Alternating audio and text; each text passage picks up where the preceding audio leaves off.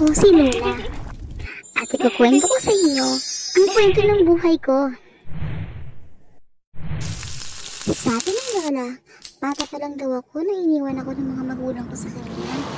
Kaya siya na yung kinikilala ko magulang ko. Magaling magluto ang Lola ko. Masipag siya kahit matanda na siya. Sa kanya ako natutong magluto. Mamitas ng mga prutas, ng mga gulay, at masaya ako dahil mahal na mahal ako ng Lola ko. Lagi niyang binibilin sa akin ang maging mabuting tao. Paborito namin pagkain ni Lola ang pakwan. Isa rin ito sa mga pangtaguyod gutom namin, at kahit may kamahalan ng pakwan, palagi niya akong binibili nito. Alam ng Lola na paborito ko ang alkatap, kaya sa gabi kinuhulihan niya ako nito.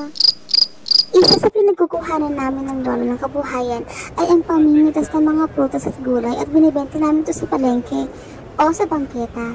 Kung may matira, kakainin namin yun. Pero minsan, matumal ang benta.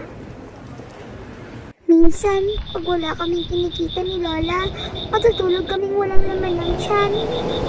Hindi ko alam na yun na palang huling gabi na makakasama ko ang Lola. Dahil iniwan na ako ng Lola ko.